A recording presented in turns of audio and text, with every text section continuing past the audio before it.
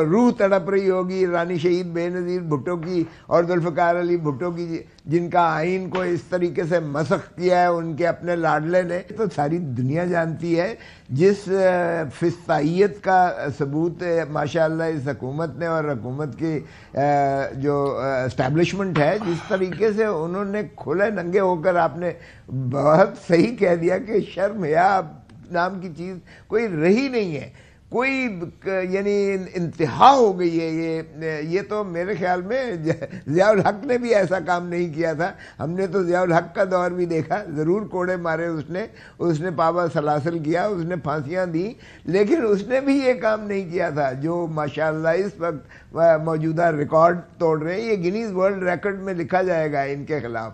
دیکھیں انہوں نے جب سے سر، لیکن 27ویں ترمیم کا سن کے کیا تحریک انصاف کے لوگوں میں دوبارہ کھوسا صاحب کو یہ خوف آ گیا ہے کہ ہن دوبارہ چھپنے کا ٹائم آ گیا ہے؟ کیونکہ یہ تو پھر ووٹ چاہیے ہوں، شاید مولانا صاحب اس دفعہ تیار نہ ہو تو زیادہ ووٹ چاہیے ہوں گے، کیونکہ مولانا نے تو کہا ہے کہ ہم اعلان اس کو روکیں گے.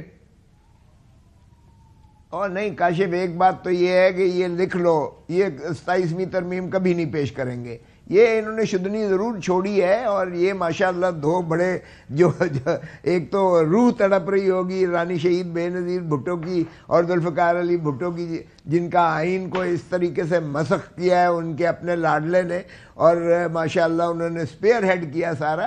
ارے بابا میں موجود تھا اس میں. جو آپ میثاق جمہوریت کی بات کرتے، اس کی روح یہ تھی کہ ہم اسٹیبلشمنٹ کو آئندہ سے نہ کبھی حکومت گرانے دیں گے، نہ اسٹیبلشمنٹ کو حکومت بنانے میں کوئی ان کا دخل عمل آنے دیں گے، اور ہم اپوزیشن کو بھی جو ہے بالکل مثبت طریقے سے ان کا رول ہوگا، اور آزادی صحافت ہوگی، آپ کی آزادی. آپ کو بھی میں خراج تحسین پیش کرتا ہوں کہ آپ ہتھیلی پر اپنی جان لے کر جو اپنے فرائض منصبی ادا کر رہے ہیں، ورنہ میں حیران ہوں کہ اتنی باتیں کرنے کے بعد آپ پھر بھی بیٹھے ہوئے ہیں، آپ مسنگ پرسن میں نہیں آئے. اللہ خیر کرے سر، کیوں لوگوں کی پرچے ہیں میرے لگتا ہے. اور سر میری گال کوئی آپ کی بات سن کے نہ چکے لا جائے سر، خدا کا خوف کرو تھوڑا.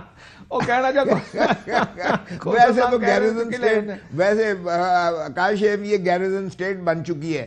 اب یہ جو 27ویں، یہ دیکھیں جو مولانا فضل الرحمان صاحب نے کہا کہ یہ کالا ناگ تھا، اور کالے ناگ کے میں نے دانت اور زہر نکال کے پھینکی ہے. یہ پتہ نہیں خوش کیوں ہو رہے ہیں. وہ تو اس نے جو ان کے اوپر ایک چارج شیٹ دیا ہے حکومتی، اس 26ویں ترمیم جو انہوں نے پیش کی تھی، جس میں 56 اس وقت ترامیم تھیں، جس میں یہ جو آپ بات کر رہے ہیں وہ آرٹیکل 8 میں یہ تھا کہ سویلینز جو ہے ان کا ٹرائل ملٹری کورٹس میں کیا جائے گا، اور کوئی عدالت جو ہے اس کو جو ہے دخل نہیں دے سکتی ہے. یہ موجود تھا. اور آپ کو یاد ہوگا جب بلاول بھٹو زرداری صاحب نے جا کے مولانا فضل الرحمان کو دکھایا تھا تو کامران مرتضیٰ نے کہا تھا یہ کیسی شک ہے کہ سر انہوں نے کہا نا آگے سے بلاول صاحب نے ہماری مجبوری ہے. وہ تو آپ جو چارٹر آف ڈیموکریسی کا ذکر کر رہے ہیں نا سر، وہ کچھ وہ اور ٹائم تھا، وہ اور لوگ تھے. لگا تھا کہ انہوں نے فیصلہ کر لیا ایسے یہی کرنا ہے. مجبوری کس کی سر؟ مجبوری کس کی تھی؟ تو یہ میرے خیال میں تو کوئی، جس طرح وہ کہتے ہیں خواجہ آصف کو شرم ہوتی ہے، کوئی حیا ہوتی ہے، تو یار کو خدا کا خوف کرو. آپ تو غلامی میں چلے گئے ہیں اسٹیبلشمنٹ کی. آپ نے تو آئینی مارشل لاء لگا دیا ہے اس ملک کے اوپر. کانسٹیٹیوشنل یہ جو ہے مارشل لاء ہے اب اس ملک پہ. یہ کوئی جمہوریت کا نام کوئی کہے بھی تو میں نہیں سمجھتا. فضل چودھری صاحب بیٹھے ہوئے ہیں، یہ میرے دوست بھی ہے، لیکن ان کو بھی پتہ ہے کہ یہ بھی فارم 47 سے بیٹھے ہوئے ہیں آگے قومی اسمبلی میں. یہ آگے نہ چلنے دیتے ہیں. یہ اس طرح سے کاشف نظام نہیں چلے گا. میں آپ کو بتا رہا ہوں سر، میں نظام پہ آ جاتا ہوں. ان کا بنگلہ دیش سے بھی برا حال ہونا ہے. نظام ان کا بنگلہ دیش سے برا حال ہونا ہے. بنگلہ دیش کو تو پھر اس کو ہندوستان نے پناہ دے دی، اگرچہ اب کوئی اور ملک جو ہے حسینہ واجد کو وہ پناہ دینے کو تیار نہیں ہے، لیکن ان کا تو اس سے بھی برا حال ہوگا جس انداز سے عوامی. بالکل ٹھیک ہے سر. میں ذرا ڈاکٹر صاحب سے بھی پوچھ لیتا ہوں، دیکھ لیتے ہیں